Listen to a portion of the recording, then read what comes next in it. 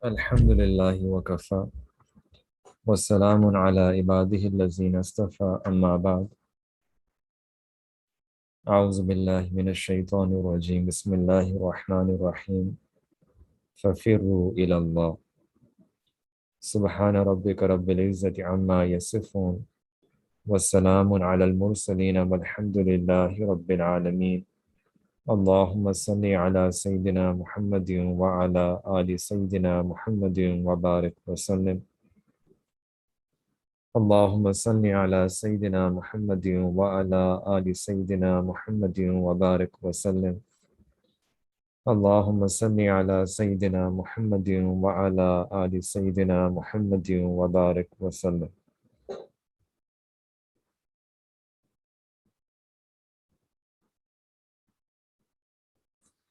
In this world, whenever we travel, we'll see that at airports or bus stations or railway stations, they're always crowded.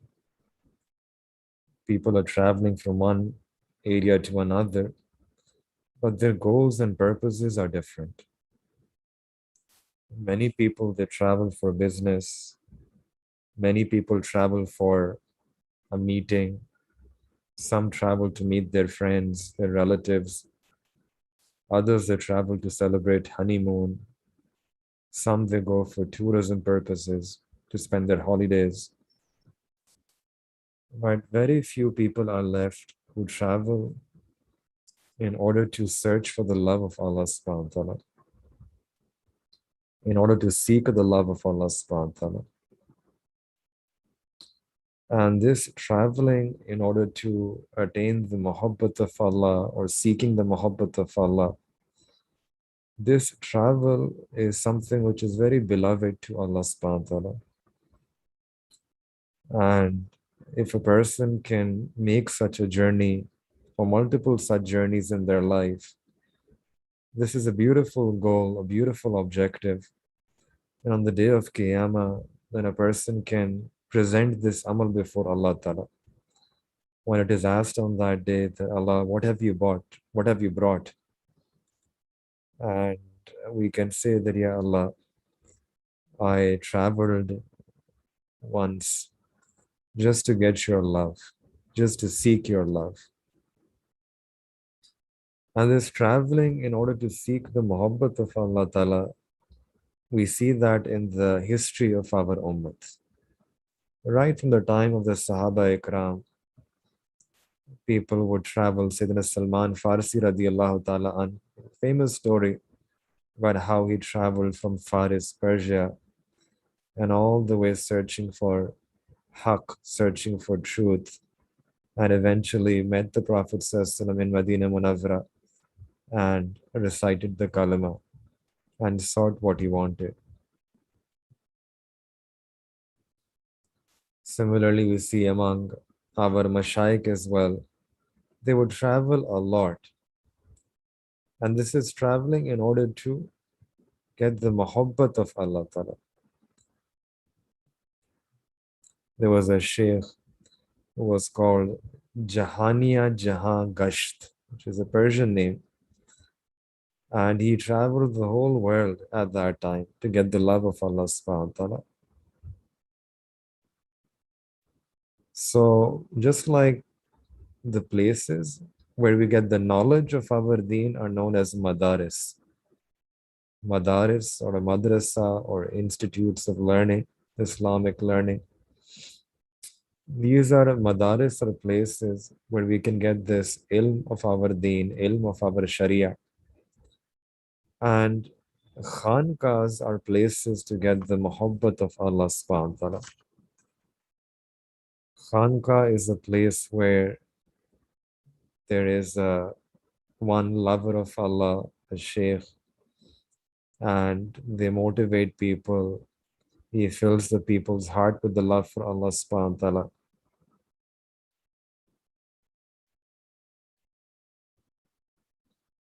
And we recently, alhamdulillah, happened to go to one such khanka, one such place where we had the opportunity to spend 3 days in a sanctuary, in a khanka. and we were in the company of our own Shaykh. And there's so many things that happened on that safar, on that journey. We just wanted to mention one small thing, one small event. You know, this is an annual spiritual gathering that happens every year, where people from all over the country, they come, they leave their office, their business.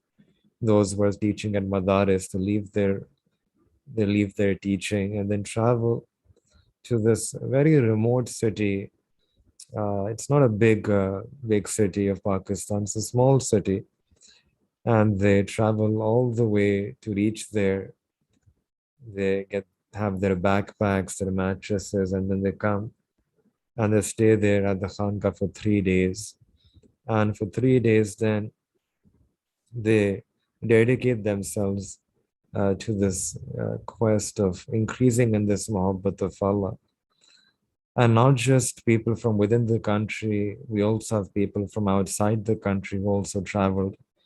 So, for example, this time there were people who traveled from not just within Pakistan, but also from the US, from Africa, some countries in Africa, from Saudi Arabia, from UAE, and Malaysia as well, and other countries as well. People traveling to spend 3 days here. And what happens normally in these 3 days is that there are different bayanat and lectures by the Shaykh and by other some senior students of the Shaykh.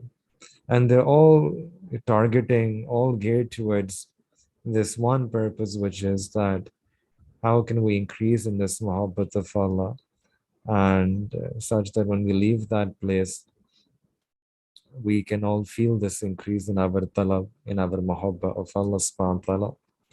So it's a very babarakat gathering where many people, they travel only for this intention, make sacrifices to travel, spend money to travel, leave their family to travel, and then they reach there and then they do mujahid of living there in 3 days with, it's just like I said, it's a small city.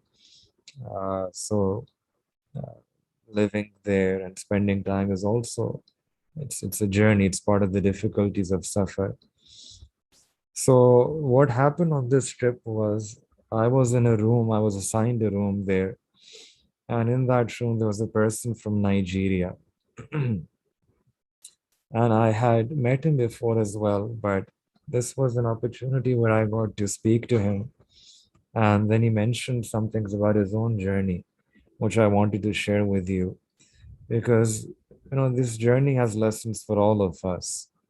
And sometimes we think that we are leading our own journeys and we have so much difficulty and perhaps we are making so much sacrifices.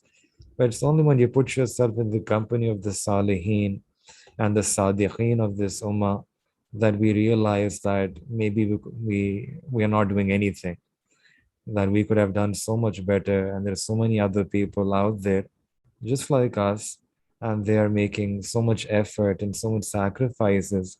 And compared to them, it feels that we are doing nothing.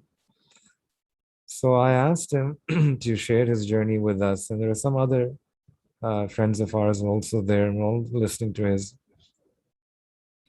him speak. And he said that I was very young when I decided that I want to seek this knowledge of Deen, ilm of Deen. And I sought permission from my parents who gave me that permission. And in Nigeria, and he was from Nigeria, like I said, that in Nigeria, he said that uh, there were some options of studying there, but I wanted to travel to Pakistan because I had heard that here, alhamdulillah, there are very strong, reputable madaris with very strong ulama and mashayikh. So this place is filled with ulama, with scholars, with mashayikh, and I wanted to come here. So I made a hijrah. I traveled and I left my home country, Nigeria, to come to Pakistan. I came to Karachi. There's a city in Pakistan, Karachi, and there I enrolled myself in a madrasa, A very famous madrasa here, where he first had to get some clearance from the government because there's a special passport or a special visa that you have to apply for if you want to study here in the madrasa. And he actually applied for that, he got that, and then he started studying here. But the first obstacle on this path was that almost all of the training here in Madaris is done in Urdu language. And he didn't know Urdu. He was coming from Nigeria. He only knew English and the local language there. So for the first few years, I had to learn the language itself, learn Urdu.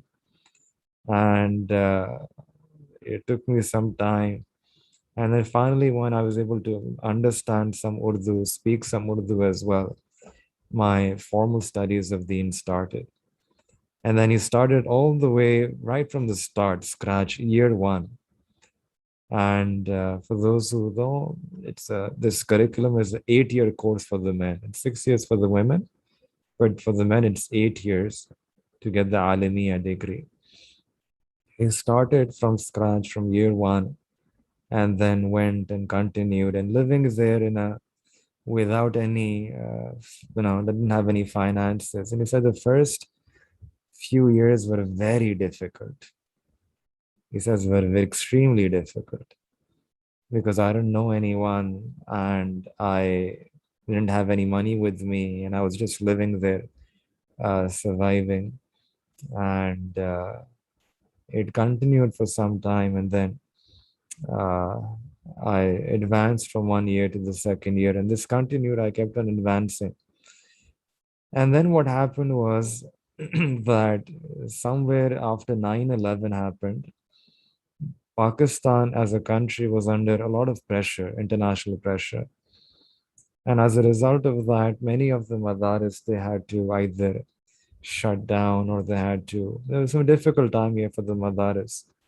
And he said that many of the foreign students were asked to leave.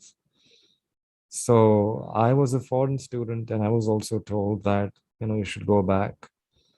And he said that when I looked around, many of my friends, they went back to whatever countries they belong from because they saw that it's not going to be feasible for them to stick around here and continue their studies.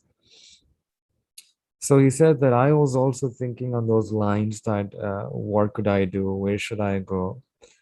I traveled first from Karachi to Islamabad to see that there might be a possibility for me to stay and continue my studies here, but it wasn't possible. And then I was told that there are some opportunities for teaching secular subjects, right? Odd jobs, not even teaching. He said some odd jobs in Canada. In Canada, there was some, you know, job like at a store or something like that, which my friends were encouraging me that you can apply there and you can go there and you can live your life there at least in peace and you'll be able to earn some money as well that way. But he said that that really meant that I had to leave this whole intention, this goal that I had, which was to acquire ilm of deen. And he said that I was reluctant. I saw that on reality, it's difficult to continue studying here. But at the same time, he said that I was motivated because all of my friends were leaving and many of them had already left. He says, at that time, I made a visit back to Karachi and visited one of my old madrasas. And at that time, I was also searching for a sheikh for myself, someone who could guide me, not just as alim who teach me ill, but I really wanted someone, a sheikh who could guide me on this journey, who could guide me in making my decisions, and who could help me in this journey of coming close to Allah subhanahu wa ta'ala. And I was on the lookout that if I can, someone whom I can benefit from, whose company I can benefit from. And he mentioned that in Karachi, there was this one sheikh, a very famous sheikh who passed away recently, Maulana Hazrat Hakim Akhtar Rahmatullah alayh. And he said that I took bayah with him, and the first time when I went and I listened to his bayans and his lectures, immediately that waswasa of moving to Canada, that was gone from my heart. He said, I don't know what happened, but that waswasa, that whole thought process of going to the dunya and doing some clerical job and earning and living like every other Muslim, every other person, the way they're living, right? That whole idea that I had is just completely was wiped away from my heart, and I again regained my that motivation, that earlier motivation that I had, that I want to give my life to Deen, to the ilm of Deen, and to do khidmat of Deen. And he says, I continue to benefit from his soba, his company. And in the meanwhile, the halat of the country, they also eased. They also became a bit better than before. And some of the madrasas, they were now willing to accept foreign students. So luckily, he says that Alhamdulillah, I was also able to get, again, I was able to continue, restart, resume my study at that madrasa in Karachi. And he continued, and then he says that this was also a time, uh, finally actually he went on and completed his alamiya, which was 8 years. And then after alamiya, he did 2 years ifta. Ifta is a specialization. He did first ifta in fiqh from a very famous madrasa here, Jame Benori Town Madrasa in Karachi. And then currently I asked him, he said that I'm doing my ifta in hadith as well. So like a double ifta. And he's been here now in Karachi in Pakistan for more than 10 years now. 10 years. And I asked him that how many times have you gone back? And he said, I've only gone back twice. Twice in more than 10 years to Nigeria. And then I confirmed with him that, how many times have you met your parents? And he said, I've only met my parents twice in the last more than 10 years. Allahu Akbar Kabira. And then he said something even more ajib. He said, for the last 7 years, I haven't even seen my parents. And I haven't been there to Nigeria for the last 7 years. I haven't seen them for the last 7 years. And this was the sacrifice. He went earlier in the initial few years, but then after that, 7 years he's been here studying ilm and studying ifta and doing work of deen.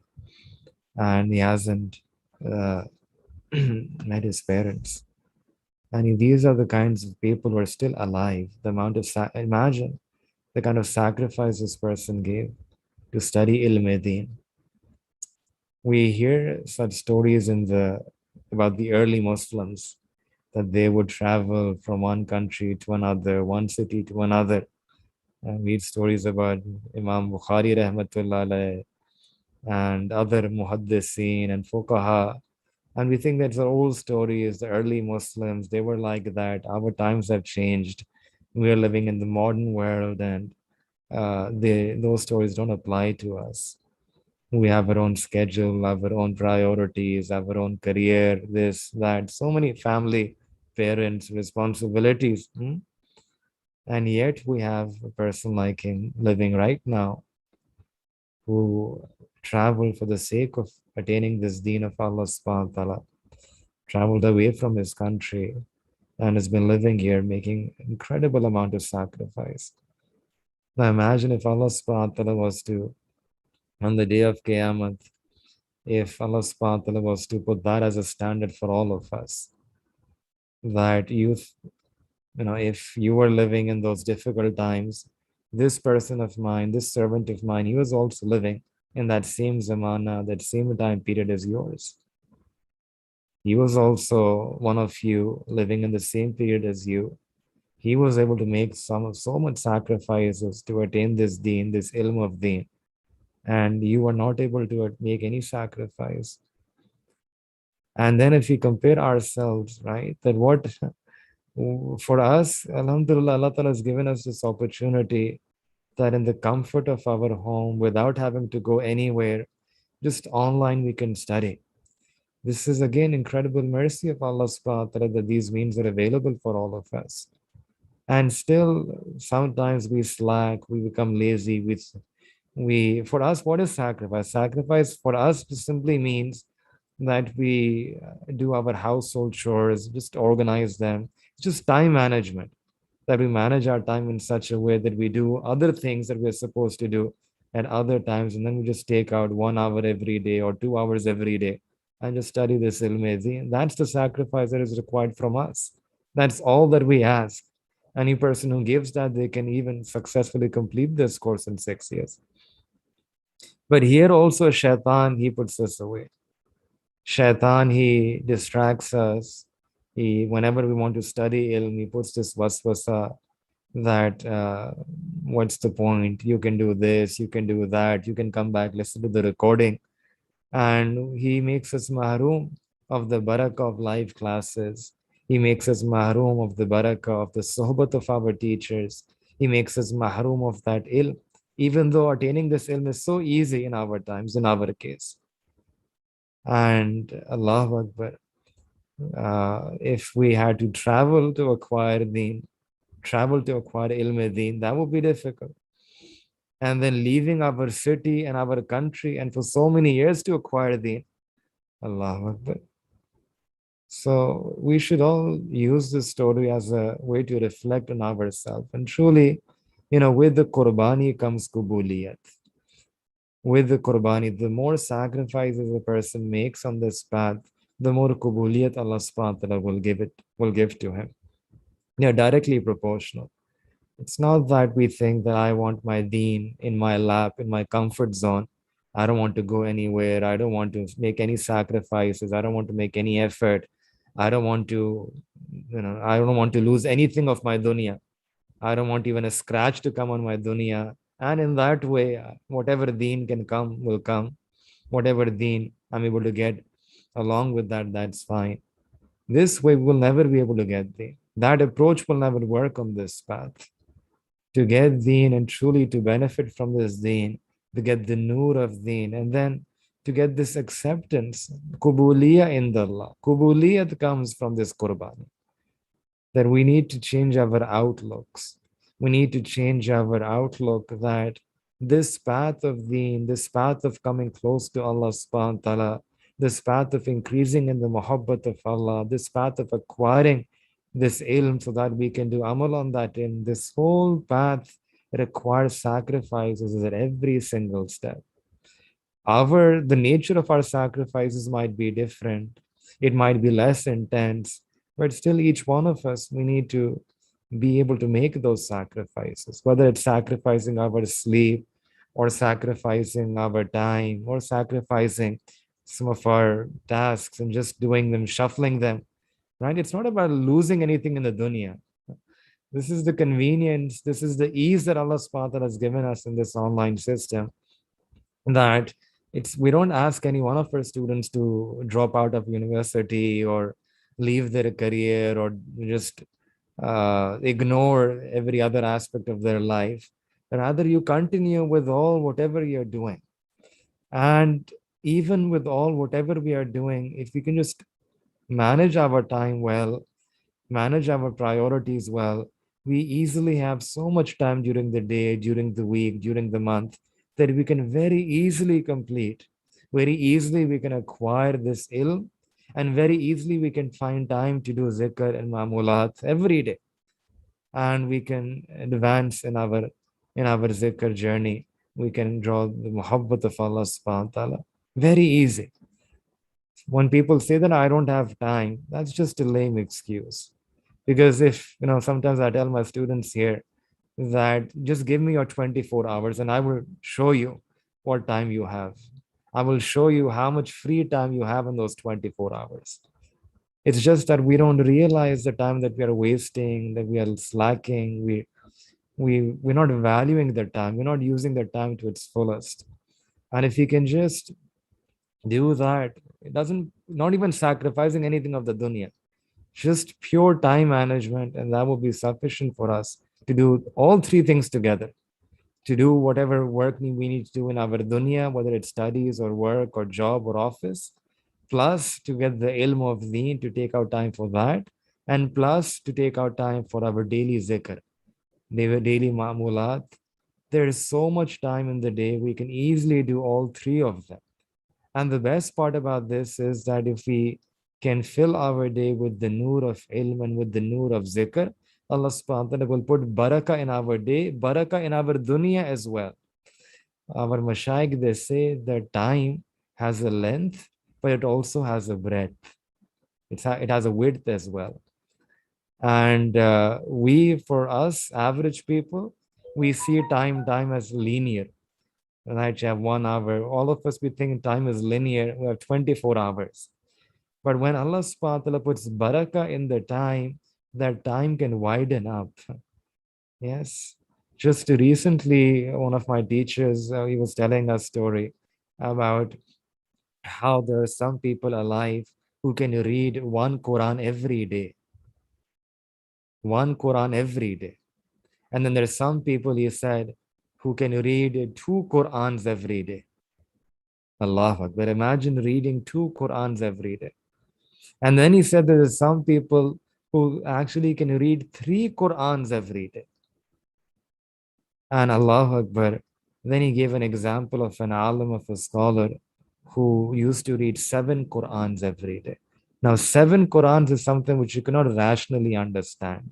Your akal will never be able to understand. I will never be able to explain to you rationally how a person can read 7 Qurans every day. But this is what happens when Allah Ta'ala puts barakah in the time. That time opens up. And this is possible. That when Allah Ta'ala puts barakah in the time, Allah subhanahu wa ta'ala can make it possible for someone to recite 3 Qurans, 5 Qurans, even 7 Qurans one day. So this is what happens when a person, this is the qurbani that Allah subhanahu wa ta'ala wants on this path, the sacrifice. And that's all. If we can give that sacrifice, then the rest of the journey is very easy. It's very automatic. Allah subhanahu wa ta'ala is willing to grant us his kubuliya. And then he also, that person from Nigeria, that alim, the mufti now, he also mentioned another thing. He said that I brought my family. I went in one of those 2 trips. He said that I was very lonely here, so I really wanted to get married. And he says that I went to Nigeria, I married there, and then I brought my wife, I brought her with me to Pakistan. And the two of us, he says, were here in Karachi studying at the madrasa. And he says that time was the most difficult time of my life. That both of us, we made the sacrifice because we wanted to learn Deen. That's why we moved here to Pakistan. But we didn't have anything to support ourselves. I wasn't earning. And he says sometimes we don't even have the proper food. Ajib. You hear stories about the early Muslims. They would survive on whatever leftovers they were able to get. That's the image that came to my mind when he was telling me this story. I was thinking about the Sahaba Ikram. I was thinking about Ashab Sufa. And I was thinking about Sayyidina Abu Huraira radiallahu ta'ala an. And all those ahadith mubarakah about Ashab Sufa, that didn't have clothes to cover themselves, didn't have food to feed themselves, go hungry for days. Whatever other Sahabas would give them, they would eat. And otherwise, they would just fast. All those stories were going through my mind. All those ahadith mubarakah. I was recounting them, thinking about them, and while he's listening to this story, it's almost the same. That same image was coming in my mind. Allahu Akbar. And he was just kept on telling, kept on explaining one after another, the types of mujahidat he had to face, and then his wife she had to face, and living in a very small place, which uh, is very uncomfortable, but just living there, and then spending most of their time in the madrasa studying. He was in the boys' branch, and she was in the girls' branch, both of them studying and surviving on whatever little they had. And then he says, after some time, Allah subhanahu wa ta'ala opened up a way and he got an opportunity to teach some of the stuff that he had learned from his teachers. And then finally he had something, some inflow on which he was able to support himself better. Ajib. And he also had family. So not just the two, but then they also had kids, so supporting the kids as well. Allahu Akbar. Actually, all while this was happening, he said that I faced a tragedy in my life, and my Shaykh, he passed away. And when he passed away, I was very anxious. I was very concerned and worried about myself because I wanted now to establish relationship or taluk with some other Shaykh. Because I knew that on this journey of attaining the muhabbat of Allah, I need some guide. I need some help. I need someone to be there with me, to be there for me. I need that guidance every step of my life. And he says that I started searching again, that who can I take as my sheikh? And he said that I literally went to so many places. Whenever someone would tell me that there's a sheikh there, go there, I would go listen to that person's bayan, sit in their gathering. But he says that, that frequency never matched. They were all very big mashayikh of their area, had many students, and their bayans also had a lot of tasir and effect. But he said that my connection, I wasn't able to maintain my connection. And that frequency wasn't matching because, that's another thing that is important, compatibility, right? So he says that I could feel that my compatibility was not here. And he said that I kept on searching. And so much so, he says that I then went beyond Karachi to see that if I can move to other cities and travel to see if I can find someone even, maybe some other city. So he came to Lahore, he went to the famous Jamia Ashrafia Madrasa, and he attended some of the gatherings of the Shaykh there as well. But again, he said that I had the same feeling that, the frequency, the wavelength wasn't matching. And then while he was there, someone told him that why don't you go visit Hazrat Sheikh Zulfikar Ahmad Naqshbandi Damat Barakatuh, our Sheikh, right? And he said that he didn't know who the Sheikh was. He hadn't even heard the name before. And he said that, okay, can you guide me? Where is his masjid or madrasa or khanka? And someone told him that it's a city, told the name of the city, that you can go there and you can ask for the madrasa and he should be there. So he says that I was actually with my friend about 1 hour away from that place. My friend, he had a motorcycle and we literally rode on that motorbike, 1 hour to reach that city. We reached the madrasa, the masjid, the khanka. When we came inside, we asked, is the Sheikh there? And the people, they said that the Sheikh is actually on a journey. He's not here in Pakistan, he's traveling abroad. So he says that I didn't know what to do at that time. And I just asked that, can I spend some hours here before I return back? And in the meanwhile, one of the persons in the masjid, they said that let me take you to the Shaykh al-Hadith. And you can meet him and you can explain why you're here, and perhaps he will be able to better guide you when Hazrat will return. So he says that I went and I met the Shaykh al-Hadith of that madrasa. And he's from Nigeria, so he is black in color and he stands out, right? So the Shaykh al-Hadith, he saw him and he asked him that, what's your story, and why have you come here? And then he narrates the whole story to the Shaykh al Hadith. That I've come here because I've heard that there is a Shaykh, and I want to be tutored on this path of tazkiyah, and I want to increase in my muhabbat of Allah subhanahu wa ta'ala. That's the reason. And upon hearing this, the Shaykh al Hadith, he said that, this person is a talib-e-sadiq. He is a talib-e-sadiq, and he's a true seeker.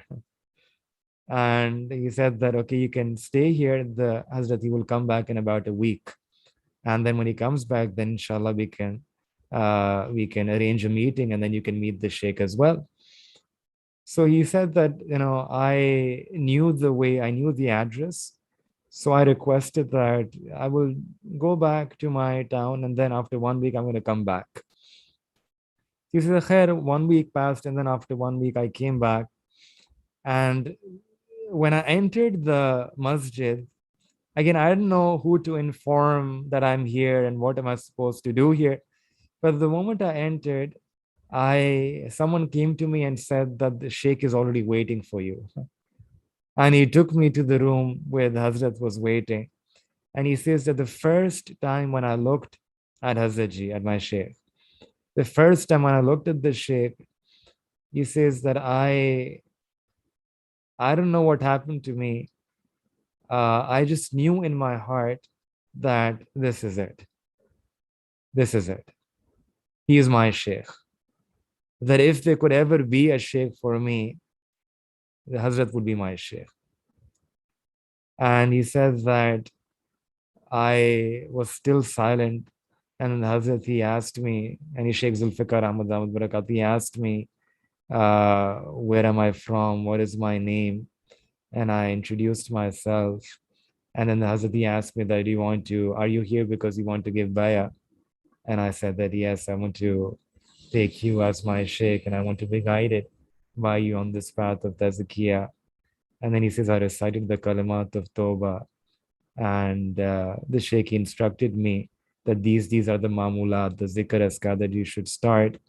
And he says, ever since I started doing those mamulat, those zikr askar, I feel so much sukoon and contentment in my heart, as if all that anxiety and all of that restlessness is completely wiped away from my heart. It's gone.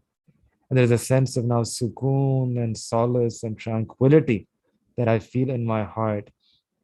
And every time I look at the Shaykh, I feel this muhabbat of Allah. I feel this increase in my muhabbat of Allah. And he says that there's some things which I can't even explain to you in words. The kafiyat that I have, the iman, how my iman increases, and the yaqeen I begin to feel when I'm on the sohbat of my Shaykh. And he continued to do his zikr, azkar. This was way many years ago, about 6, 7, 8 years ago. He said that was the first time when I met my Shaykh Hazratji. And then after that, he continued to do zikr. And as a result, he also advanced in his lessons of zikr as well. And eventually, I think last year or maybe 2 years ago, he was also granted ijaza by Hazrat in this path of tazkiyah as well, that he developed himself spiritually to that level where he could also guide other students on this path. So he got that ijaza in tazkiyah as well from the Shaykh. And he then told me a few other stories as well, which were slightly, again, about how much his life had changed, and how much taqwa he felt in his heart, how much sunnah he had in his heart, and not just his life but also his family. And he explained that this is this is the barak of the Sahaba. That when I'm in the company of Hazrat, it's very difficult to explain, but I feel this muhabbat of Allah. Sometimes, again, there is a language barrier, even though he can understand Urdu, but barely, right? And not fluent, but he can understand Urdu, can speak Urdu as well. But sometimes he said that sometimes, when I just see Hazrat that he's giving a bayan, and there are sentences which I'm not able to understand. Uh, some poetry, for example, in Punjabi or Saraiki or those languages which even we are not able to understand. So he said that I'm not able to understand what the Shaykh is saying, but I don't know why I start to cry. I see that the Shaykh has tears in his eyes. Automatically, I also start to cry. So I can't control myself. It's just natural that there is something that I feel it softens my heart, and I feel inclined towards the remembrance of Allah Ta'ala. Tears, they flow automatically, they flow naturally. And again, he said that very difficult for me to explain all of this.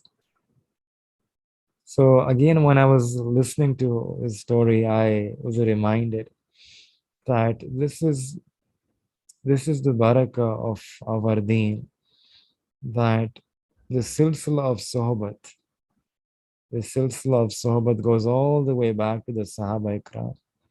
There were some Sahaba Ikram who were in the company of the Prophet Sallallahu, and no words were exchanged, no bayanat were given.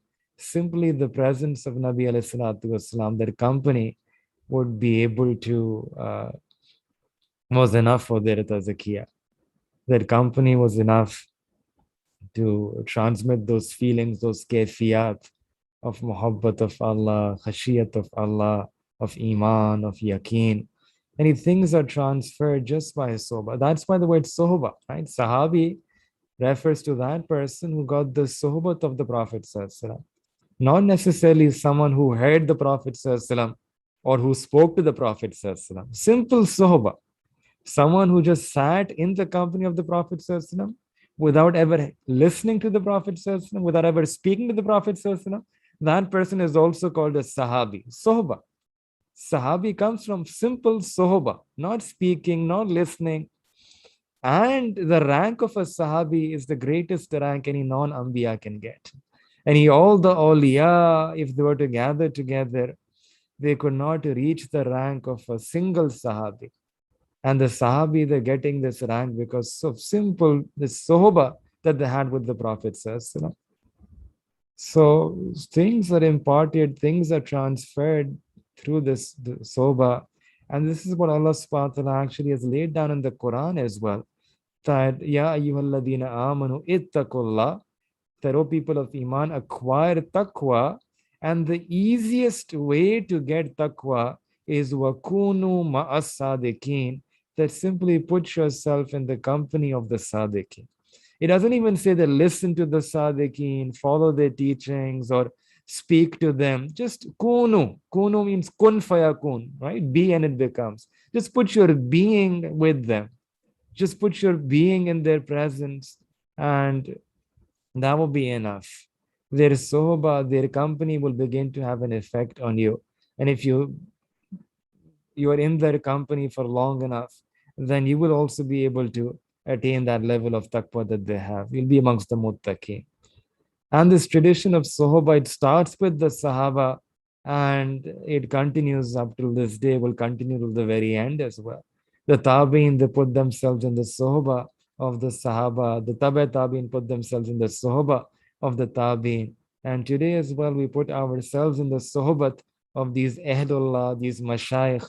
And Allah subhanahu wa ta'ala then puts the nur of taqwa in our hearts. And this is the mechanism through which Allah subhanahu wa ta'ala puts this nur inside of our hearts, puts this imani kefiyat in our hearts.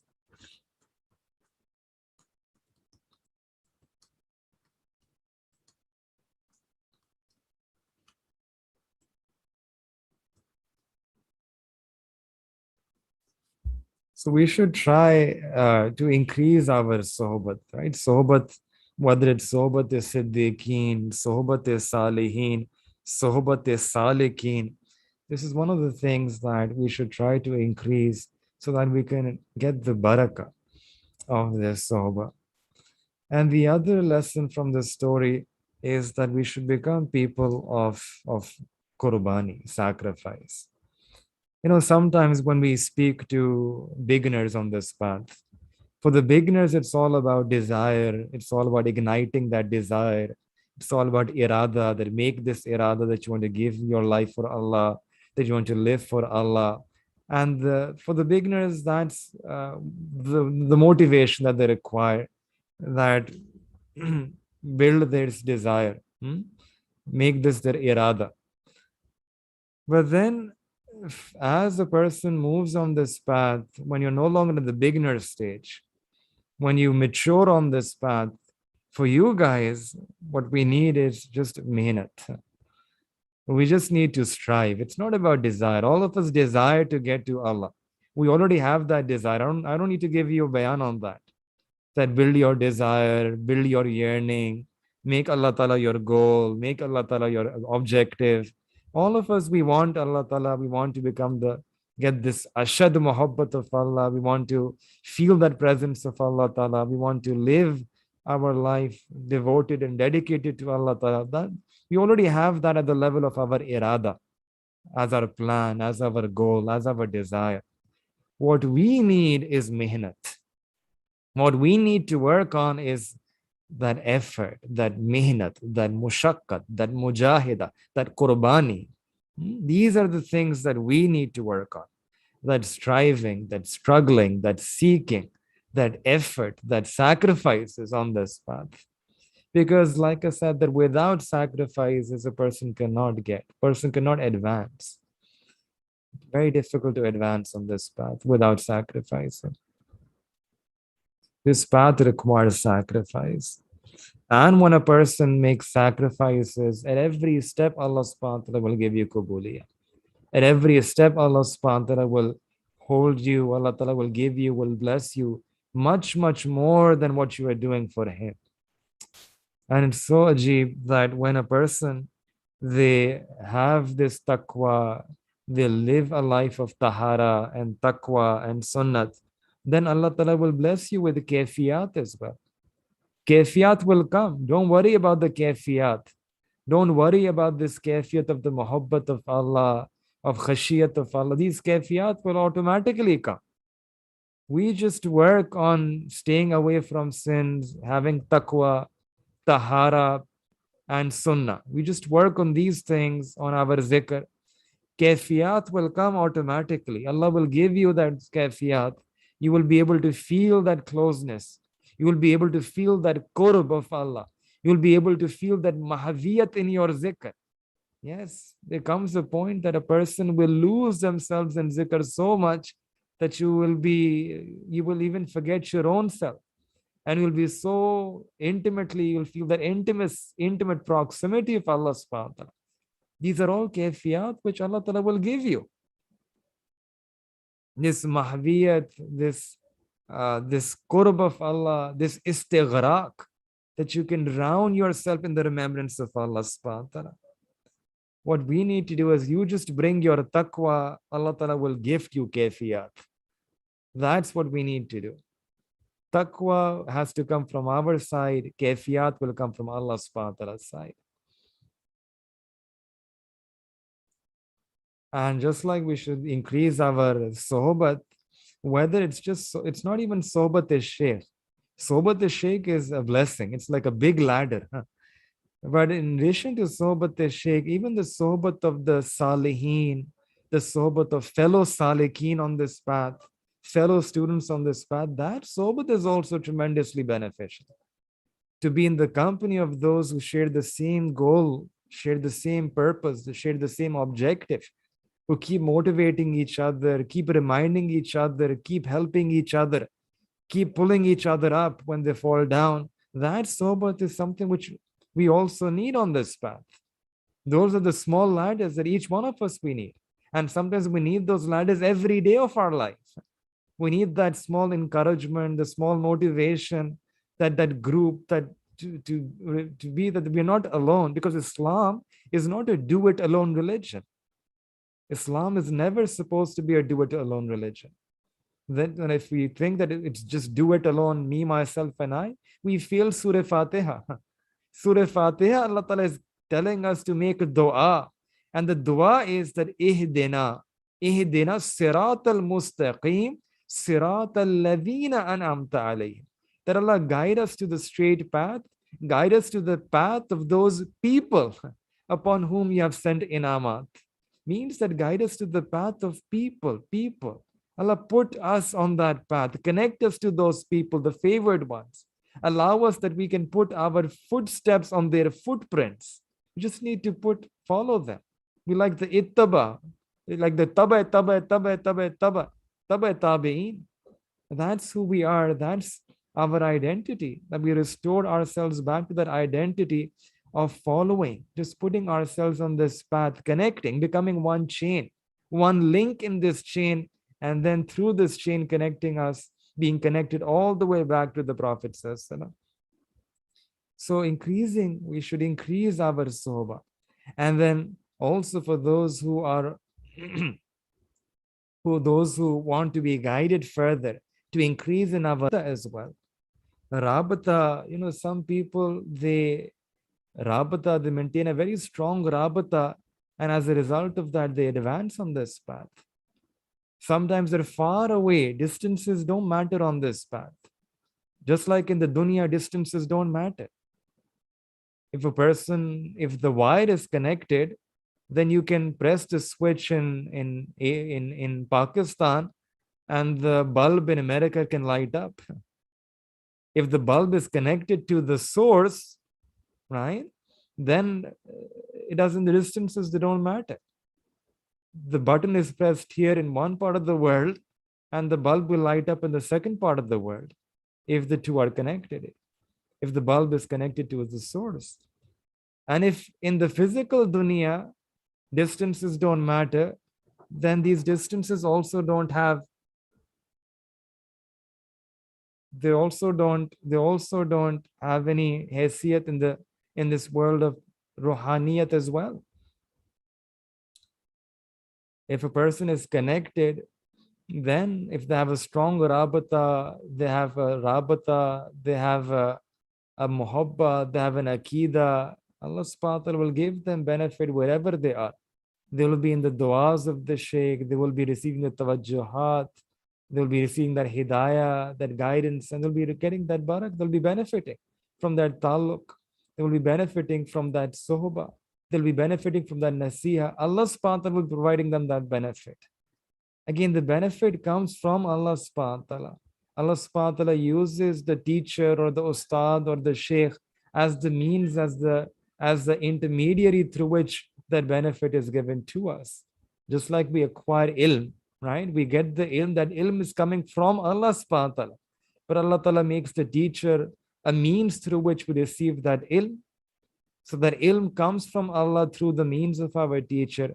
In the same way, on this path of tasawwuf, on the spiritual path, this noor comes from Allah subhanahu wa ta'ala, this noor iman, this noor taqwa, this noor nisbat, this noor sunnah, this noor wilaya. This noor comes from Allah subhanahu wa ta'ala, but through the means of our shaykh. Allah ta'ala puts that noor in our hearts as well. And this is precisely the reason why in hadith also the Prophet ﷺ has clearly told us to make a dua, not just that Allah give me your love, give me your muhabbat, right? It could have been that Prophet ﷺ could have just said that ask Allah ta'ala for his muhabbat alone. But what we see in the sunnah is that the Prophet ﷺ is teaching us that make dua, Allahumma inni as'aluka hubbak, that, oh Allah, I ask you that you increase me in my muhabbat for you, wa hubba man yuhibbuk, and Allah, increase me in my muhabbat for those who love you. Increase me in my muhabbat for those who are beloved to you. So means that we are supposed to, in our deen, ask Allah subhanahu wa ta'ala for this muhabbat, for the muhabbat of Allah subhanahu wa ta'ala, and then the muhabbat of those people who Allah ta'ala loves, those who are loved by Allah, those who love Allah, and through them we can get this muhabbat of Allah subhanahu wa ta'ala as well in our hearts. It's like the flame, that if you're not able to get the flame of Allah's muhabbat in our hearts, if you sit for a long time next to the flame, next to someone who has the flame, then we can at least begin to feel the warmth. And then if we sit for a long time next to that flame, perhaps we can also get some fire in our hearts as well. So may Allah subhanahu wa ta'ala give all of us this tawfiq that we can increase in our sacrifices on this path of deen. May Allah subhanahu wa ta'ala make us people of effort, make us people of mujahida, make us people who can exert ourselves on this path. And when a person, he takes one step in the direction of Allah subhanahu wa ta'ala, Hadith Qudsi, it comes that Allah subhanahu wa ta'ala will come to him much more. If a person comes handspan, Allah ta'ala's mercy will come to us an arm's length. If a person comes to Allah subhanahu wa ta'ala an arm's length, then Allah subhanahu wa ta'ala will come to him walking. فَإِنْ أَتَانِي يَمْشِي فَآتَيْتُهُ هَرْوَلًا. If we come to Allah subhanahu wa ta'ala walking, then Allah subhanahu wa ta'ala will come to us running. Allahu Akbar Kabira. Allah Ta'ala's mercy running towards us. Allah subhanahu wa ta'ala showering His rahmat upon us. That would be an incredible insan. That would be an incredible state, incredible heart, which is being showered by the rahmat of Allah, by the mercy of Allah, by the love of Allah, by the muhabbat of Allah, by the nur coming from Allah subhanahu wa ta'ala, the tajalliyat coming from Allah, the fiyuzat coming from Allah. These are all words mentioned in the Quran. And then I'll just end with one last of these, that when a person begins to love Allah subhanahu wa ta'ala, there comes a point that Allah ta'ala begins to love him. And when Allah subhanahu wa ta'ala loves a person, then Allah subhanahu wa ta'ala announces, Allah ta'ala calls Sayyidina Jibreel alayhi salam and says that I love this fala person. I want that you also love him. And then go make an announcement among all the angels, all the malaika in the heavens, that Allah Ta'ala loves this person. So all the malaika should also fall in love with that person. And then Sayyidina Jibreel al-Islam, he goes to the heavens, he makes that announcement. And as a result, all of the malaika, they fall in love with that person. And then that person, Allah subhanahu wa ta'ala says, tells Sayyidina Jibreel al-Islam that go to the earth and make that same announcement among the Ahle Ard, the people living on the earth, that Allah loves this person. So all the people who are here, they should also fall in love with that person. And Sayyidina Jibreel al-Islam, he makes that announcement. And as a result, the words of the Hadith Mubarakah are that Allah subhanahu wa ta'ala grants kubuliyah to that person on the face of this earth. Allahu Akbar. What does this mean? This means that when Allah subhanahu wa ta'ala loves a person, first thing is that we become the beloved of Allah subhanahu wa ta'ala. If we take that step, we become the beloved of Allah subhanahu wa ta'ala. And when we become the beloved of Allah subhanahu wa ta'ala, then we become the beloved of Sayyidina Jibreel alayhi salam. Next, we become the beloved of all the malaika. Then we can become the beloved of all insan. And after that, finally, Allah Ta'ala gives kubuliyah to that person on this earth. So we make dua to Allah subhanahu wa ta'ala, that may Allah subhanahu wa ta'ala enable all of us that we can also bring taqwa in our relationship to Allah Ta'ala. We can bring taqwa so that Allah Ta'ala can gift us kayfiyat. We can bring this qurbani, we can bring this mujahida, so that Allah subhanahu wa ta'ala can open up more and more ways of hidayah for us. Allah Ta'ala can grant and guide more and more, grant us more and more newer tawfiq of ibadah for us. The more mujahida we make, the more tawfiq Allah subhanahu wa ta'ala will give to us. The more hidayah Allah Ta'ala will give to us. The more Allah Ta'ala will guide us on this path, the more we will be able to advance on this path. وَالَّذِينَ جَاهَدُوا فِينَا لَنَهْدِيَنَّهُمْ سُبُلَنَا. And may Allah subhanahu wa ta'ala also grant us that we can increase the tawfiq, that we can increase in our sohbah, whether it's the sohbat of the sadiqeen, or the sohbat of the salihin, or the sohbat of the fellow salikin on this path. May Allah ta'ala increase this sohbah, and through this sohbah, may Allah subhanahu wa ta'ala grant us this ni'mat of taqwa and the kayfiyat of taqwa. And then may Allah subhanahu wa ta'ala also grant us this ability, the tawfiq, that we can increase in our rabata, and we can also have and develop a strong rabata with our mashayikh. And through this rabata, may Allah subhanahu wa ta'ala enable us to get His muhabba, such that we can live for His sake, we can die for His sake, we can spend our whole life for the sake of Allah subhanahu wa ta'ala's deen. And that should really be our goal. That Allah, I want to give you my life. Allahu Akbar. None of this person from Nigeria, I asked him, now, what are your plans? He said that I'm going to complete first my ifta, this ifta in hadith. He says that inshallah next year I'm going to be able to complete this. And then I plan on going back to my country, Nigeria. After all these 10 plus years, I'm going to meet my parents, and then I'm going to, inshallah, whatever, may Allah Ta'ala accept me, whatever I've studied here from my teachers, I want to ask my teachers for du'as. I want to take du'as of my Shaykh, and then I want to teach this ilm and this zikr, and I want to just help people in my community on how to come close to Allah subhanahu wa ta'ala. Very humble, very simple, very humble. And these are the people whom Allah subhanahu wa ta'ala wants. These are the people who are the makbul servants of Allah subhanahu wa ta'ala. When Allah ta'ala looks upon them, now someone who erased himself, then Allah ta'ala raises that person up as well. Allah ta'ala takes work of deen from a person. Man tawaza'a lillah rafa'ahu Allah. So we make dua to Allah subhanahu wa ta'ala. Then may Allah subhanahu wa ta'ala accept all of us as well on this path of deen. May Allah subhanahu wa ta'ala grant us that tawazu, grant us that humility, grant us that ajizi, that simplicity. And may Allah subhanahu wa ta'ala enable all of us that we can also make those sacrifices such that may Allah ta'ala grant us that acceptance and kabuliya on this path. May Allah subhanahu wa ta'ala accept us for this work of deen. May Allah subhanahu wa ta'ala accept our families for this work of deen. May Allah subhanahu wa ta'ala accept our offsprings, our children, ila yawmuddin. May Allah ta'ala keep them on this path of deen, and may Allah ta'ala accept each one of us and our families on this path of deen and for the work of deen. Wa akhiru da'wana and alhamdulillahi rabbil alameen.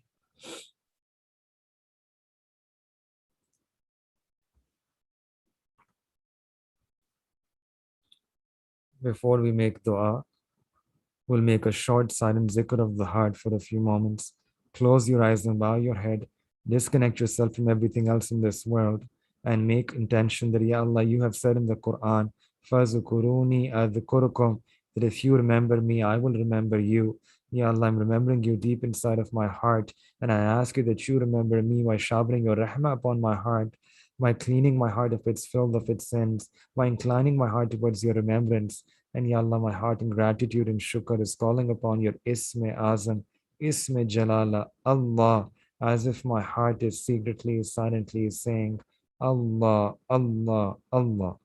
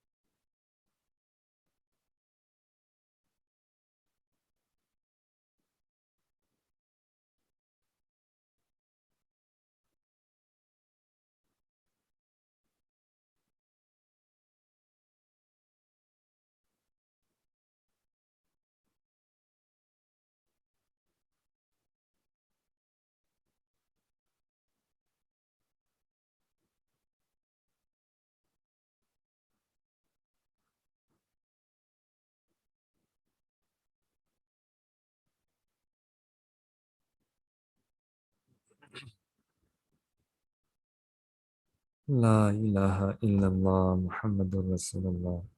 Make dua. Subhana Rabbil al-Wahhab. Allahumma salli ala Sayyidina Muhammad wa ala ali Sayyidina Muhammadin wa barik wa sallim.